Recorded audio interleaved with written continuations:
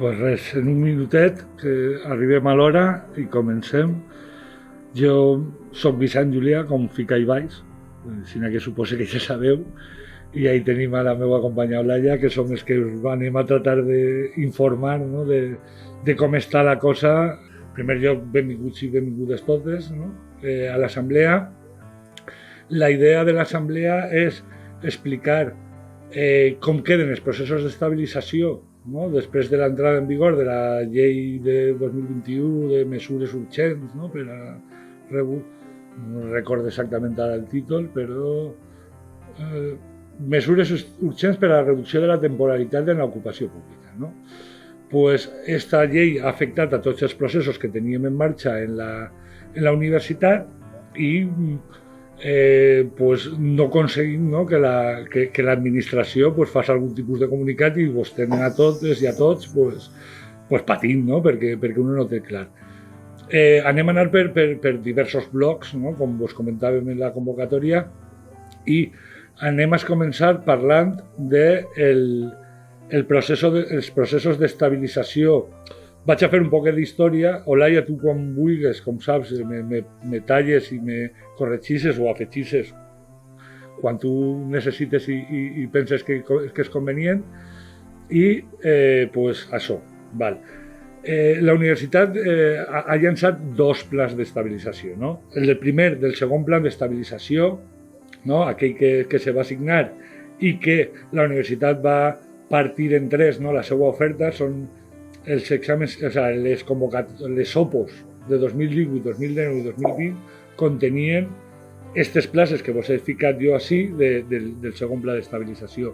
D'altra banda, quan se va aprovar el decret IZ, abans de que se modificara i se convertira en la llei de la que anem a parlar avui, pues, en les condicions que marcava el decret IZ se van crear l'oferta pública del 2021 i aquestes places que tenim ahí. Val? Què passa quan entra en vigor la nova llei? Pues que el que diu bàsicament és que totes les places que no estiguin convocades provinents del segon pla de la millora de l'ocupació pública passaven directament a estar regides per la nova llei d'estabilització. I quines són aquestes condicions? No? Pues que és lo fonamental d'entendre. Val? Les primeres són temporals. Cal que les tinguem convocades abans de que acabi enguany. Val? La convocatòria, la publicació de la convocatòria té que estar abans de que acabi enguany. Se tenen que haver resolt abans de que finalitzi el 2024. S'estableix un dret a indemnització, que també parlarem un poquet abans, a les persones que no superen els processos d'estabilització. Se marca que els barems majoritàriament tindran en compte l'experiència de la categoria. També marquen la possibilitat de que els exercicis no eliminen. Si així no s'acorda, la convocatòria no eliminarà gent en cap dels exercicis. I per últim, i suposo que el que més importa a molta gent és que ordenen que vagin només per fase de concurs, un procés només en concurs de mèrits per a unes places que tinguin unes determinades característiques, val? I anem a parlar de quines són, no? Aquestes places. Val. N'hi ha dos fonts, no? per a entrar en aquest procediment. La disposició addicional sisena de la llei, que és esta que vos estic projectant ahir i que vos vaig a explicar ara, perquè ahir el que diu i el que podem entendre bàsicament i fàcilment és que totes les places que hagin estat ininterrompudament ocupades per personal interí i dotades pressupostàriament i que siguin vacants, existeix un esborrany sobre la instrucció que va donar el Ministeri a tots, que encara és un esborrany, però que introdueix una novetat important, no? La novetat important és que el gap, el període en el que les places han pogut estar sense cobrir durant aquest període de temps entre el 16 i el 20, val? És de 3 mesos. A l'introduir aquesta novetat, a nosaltres nos canvia un poc el paradigma, perquè jo el que vos vaig dir en setembre, en desembre, quan s'estava aprovant la llei en l'última assemblea, és bàsicament fent la compta de la vieja, pues, totes les places que estaven en les convocatòries de 18, 19 i 20 no convocades entraven directament al concurs.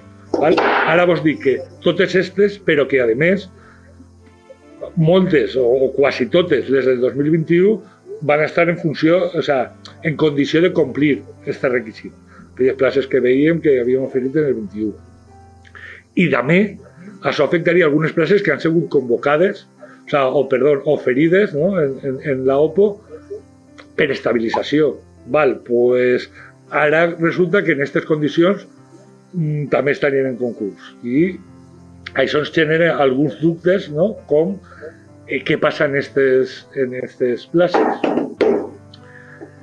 Nosaltres li hem preguntat a l'administració, estiguérem reunits en ells la setmana passada, un poquet abans de convocar-vos. Ells s'han compromès a preguntar què passa en les places que han sigut oferides per tassa de reposició, però que ara en la nova interpretació de quines places compleixen el requisit pogueren haver estat en una estabilització. Se va preguntar per si és possible passar d'esta tassa a aquesta altra i, per tant, convocar-les a concurs. Jo d'aquestes persones, com que se tenen que convocar d'ací a desembre, pues no perdria la meva marxa d'estudi per si de cas, però estaria atent a les novetats. Continuarem informant-vos de les novetats que isquen així. A més d'esta primera via, que estava molt clara i que és la que jo vos vaig parlar en desembre, n'hi ha una altra via en la mateixa llei, que és la de la disposició addicional 8ena. L'addicional 8ena és difícil d'entendre, perquè mescla dos conceptes. Per un costat, places cobertes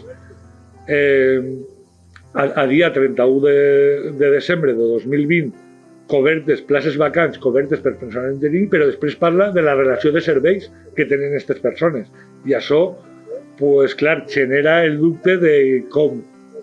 La interpretació majoritària, que també és la que actualment té la universitat, però que està pendent de que l'esborrany passe a definitiu i si se poden aclarir aquestes coses, bàsicament és, per a que s'ho imagineu, no? per a que siga clar.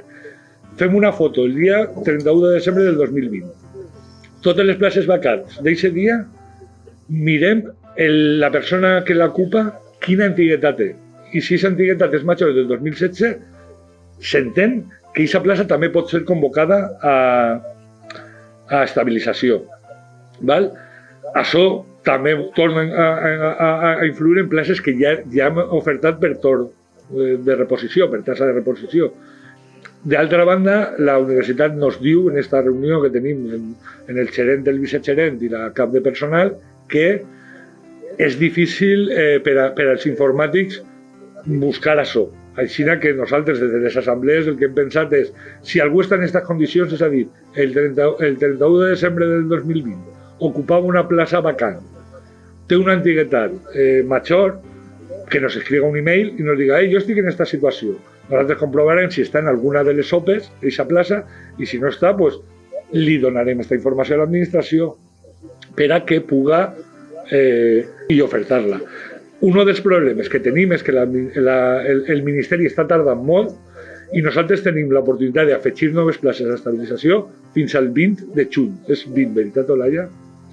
No, a veure, ha d'estar publicada la nova OPE abans del 1 de juny. 1 de juny, perdona. No sé. N'hi ha que negociar-la, n'hi ha que veure les places que compleixin els requisits i n'hi ha que enviar-la a publicar. Clar. Tot això s'ha de fer abans de l'1 de juny. Però anem molt tard. Això ho dia precisament per el comentari que tu havies fet, Vicent, de dir-li a la gent que se fiqui en contacte amb nosaltres per la dificultat, a lo millor, dels informàtics d'extraure aquesta informació. Això és, allò important és que els treballadors i treballadores que s'estan veient-nos, exacte, que ens envien la informació per a tenir-la quant abans.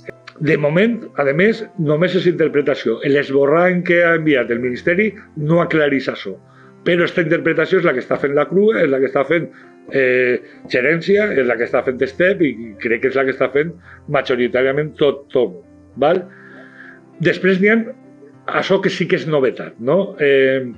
Teníem molt clares, perquè estaven en la llei, la disposició addicional 6ena i la 8ena, però ara l'esborrany d'instruccions diu que totes les places que hagin declarat una sentència judicial al personal com indefinit no fixe, també poden anar a estabilització i també poden anar a concurs, directament, sempre que el reconeixement siga d'abans del 2020, no? Del 31 de desembre del 2020, que bàsicament les dos que nosaltres ara tenim localitzades, que són dos que estan en OPE de tassa de reposició, però que no ocupen tassa de reposició, i per tant és més probable que aquestes sí entren directament i les que estan en torn lliure encara tenim dubtes. Ahí tindrem que esperar que nos diga alguna cosa el Ministeri, sí, que li diga en este cas a l'administració, per sí, aquestes dues places... canviar-la de la OPE de tassa de reposició i passar-les a estabilització. Sí, se pot fer el canvi. Però estas sembla que la instrucció, com no ocupem tassa de reposició, pues, se pot aplicar bàsicament directament. Val? Això és novetat important. Esta instrucció també es comença a donar llum a altres qüestions com poden ser els baremos, no? Algo que importa molt i que ara després parlarem de lo que passa en administratius i en analistes. Val? Però en principi, el que diu la instrucció a dia d'avui, que per això hem ficat en compte que és un esborrany, és que tot el que se convoque per concurs, la part de l'experiència tindrà un valor de 60 i la part de mèrits acadèmics, que ahir pues, parlem de valencià o anglès o titulacions superiors o curses de formació de més, fins a un 40.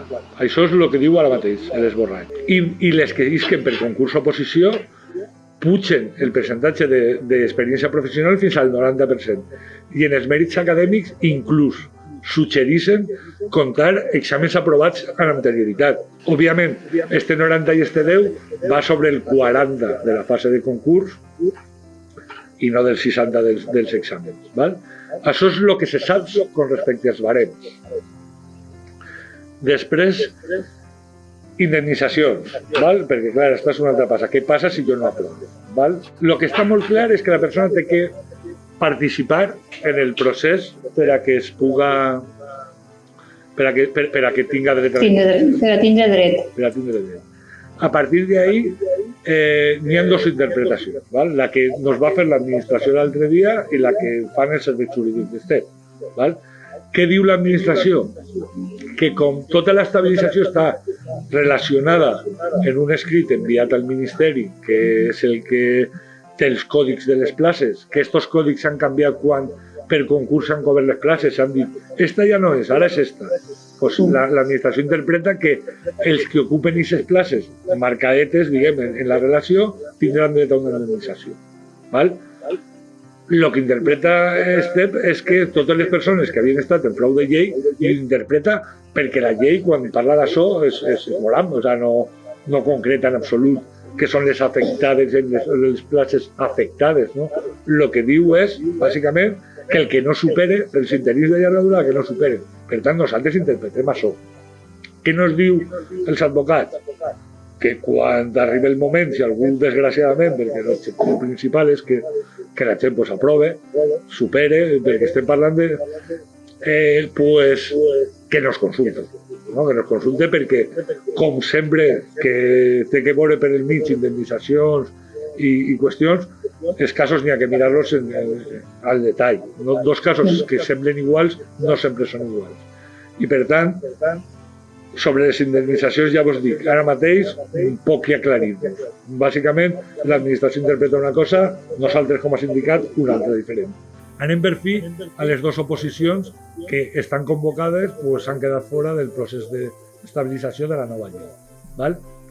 Què sabem d'elles? Pues a veure, analista programador. No n'hi ha manera de que nos donen una data de previsió. Ho hem intentat de totes les formes, però no se volen xafar els dits. La diferència en administratius és la que parlarem ara després. Sobre la convocatòria, consultats els serveis jurídics sobre allò que parlarem en desembre de si podrien canviar el barem per a que sigui més favorable, més paregut a lo que nos està marcant la nova llei, la resposta dels serveis jurídics és no. La convocatòria té rango, té caràcter de norma.